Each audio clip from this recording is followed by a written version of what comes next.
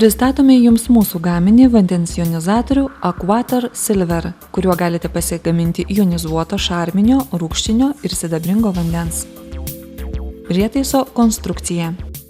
Išimami išorinis ir vidinis indeliai, gaubtas ir valdymo pultas.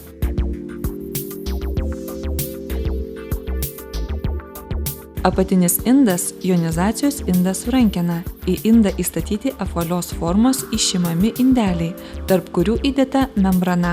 Prietaiso gaubte įtvirtinti plokšti elektrodai ir apvalus kontaktas. Plokšti elektrodai skirti jonizuoto vandens gamybai, o apvalus kontaktas sidabro elektrodui prijungti.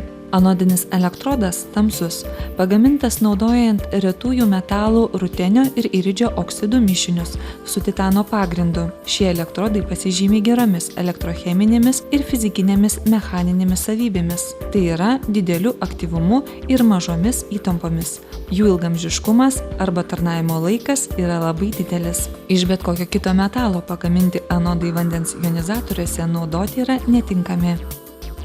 Valdymo pulte sumontuoti darbo režimo ir laiko indikatorius, šviesos indikatorius, valdymo mygtukai ir virvėlaidis su kištuku. Membrana. Gaminama iš specialios elektrolizei tinkančios medžiagos. Naudoti kitas medžiagas, nei nurodo gamintojas, draudžiama. Iš naujos membranos susukite kūgio formos pertvarėlę. Membrana susukama 2 sluoksniais. Suformuotą membraną įdėkite į indelį. Įdėta membrana turi remtis į indelio dugną. Įdėkite indelį į indelį ir spauskite iki dugno. Vandens lašėjimas iš indelių prietaisų veikiant ar pakeitus naują membraną, pagaminto jonizuoto vandens kokybei įtakos neturi. Jei vanduo teka srovele, membraną būtina pakeisti. Jonizuoto vandens gaminimas modifikacijomis Silver ir Classic. Kairę ranką prilaikydami apatinį indą, dešinę ranką stumdami rankeną nuimkite prietaiso gaubtą. Įstatykite išimamosius indelius, tarp kurių yra membrana, į pasirinktą apatinio indo pusę pagal poreikį. Prie šviesaus elektrodo visada gaunamas jonizuotas šarminis vanduo, prie tamsaus jonizuotas rūgštinis vanduo. Įstatę išimamus indelius patikrinkite, ar jie vietoje. Jonizacijos indo vidinėje pusėje yra 2 žymės. Apatinė rodo minimalų, o viršutinė maksimalų vandens lygį. Pripilkite šalto vandens iš čiaupo į išimamosius indelius, o po to į apatinį indą iki apatinės žymės. Uždėkite gaubtą ant apatinio indo taip, kad į išimamą indą pagal poreikį patektų reikiamas elektrodas. Gaubto ir indo rankenos turi sudaryti vientisą rankeną. Prijunkite gaubto laido kištuką prie valdymo pulto lizdo. Įjunkite virvėlaidžio kištuką į elektros tinklo kištukinį lizdą. Valdymo pulte užsidega žalios spalvos indikatorius, o laiko indikatoriuje žodis patikra, kuris, jei prietaisas tvarkingas, pasikeičia į žodžius jonizuotas vanduo. Spausdami mygtuką pažymėtą rodiklę aukštyn, nustatykite reikiamą elektrolizės laiką. Norint sumažinti nustatytą laiką, spauskite mygtuką pažymėtą rodiklę žemyn. Dėmesio! Prietaiso darbo laikas nustatomas minutėmis. Paspauskite mygtuką Start. Užsidega raudonos spalvos indikatorius. Prietaisas pradeda veikti. Praėjus nustatytam laikui, prietaisas išsijungia automatiškai. Norėdami anksčiau nutraukti prietaiso darbą, nuspauskite mygtuką Stop. Pasibaigus prietaiso darbui pasigirsta garsinis signalas. Ištraukite virvėlaidžio kištuką iš elektros tinklo lizdo. Nuimkite gaubtą. Prietaiso elektrodus pastatykite į lėkštutę. Išpilkite jonizuotą vandenį iš išimamųjų indelių, po to iš apatinio indo. Išplaukite išimamosius indelius ir indą su vandeniu. Gaubtą ir valdymo pultą plauti vandeniu draudžiama. Šviesų elektrodą nuvalykite švelniu audiniu su vilgytu 9% maistiniu actu. Tamsio elektrodo valyti nereikia. Indą, gaubtą ir išimamosius indelius išdžiovinkite.